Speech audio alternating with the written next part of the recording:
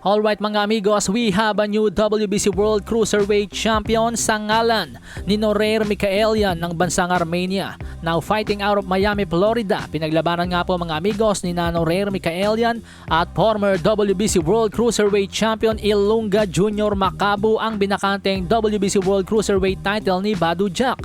Ang balita kasi mga amigos, sa akin na daw po ng Bridgerweight Division itong si Badou Jack, kaya't binakante niya ang kanyang titulo. Anyway, balik tayo sa sagupaang Makabu versus Mikhaelian. Hawak ang kartadang 27 wins, 2 losses with 12 knockouts. Hindi na po pinatagal pa ng 33 anyos from Armenia ang laban. Sa loob lamang ng 3 rounds, tinapos nito ang South African fighter, former champion na si Ilunga Jr. Makabu. Matapos pabagsakin at bigyan ng chance ng referee na lumaban pa si Makabu, pinaliguan na po ng suntok ni Noreir Mikhaelian si Makabu nang tumayo pa ulit.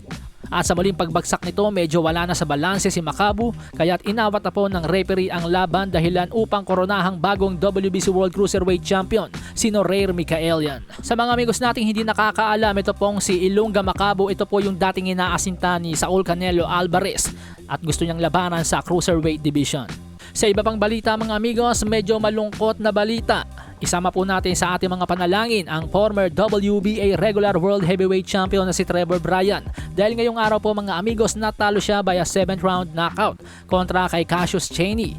Bumagsak daw po sa round 2 si Trevor Bryan at nakabangon pa hanggang sa nangyari nga po no round 7, isang mapaminsalang right hook ang pinakawalan ni Cassius Chaney na siyang naging dahilan ng pagbagsak ni Trevor Bryan at pagkatalo. Pero kinabahan ng mga tao sa venue dahil medyo matagal-tagal daw po bago nakagising o nakakilos-kilos si Trevor Bryan, kaya kinailangan pang lagyan ng brace ang kanyang leeg at ilagay sa stretcher bago mailabas ng boxing ring.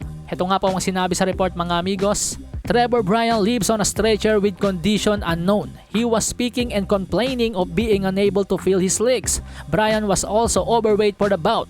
Chaney winner by a KO. Best wishes to Bryan. And finally, napanatili po ni WBC Silver Heavyweight Champion Epe Ajagba ang kanyang titulo sa pamamagitan ng 4th round TKO kontra kay Joseph Goodall ng Australia.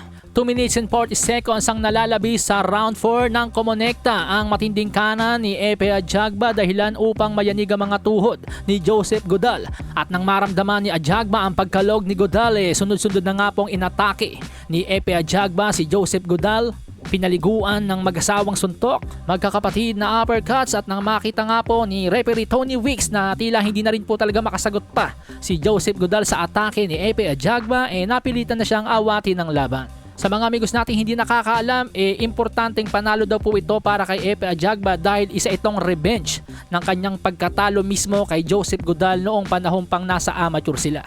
At syempre, ang panalong ito mga amigos ay maglalapit din kay Epe Ajagba sa world title fight. Dahil ngayon nga daw po kasalukuyang nakaupo na si Epe Ajagba bilang number 7 contender sa WBC World Heavyweight Rankings.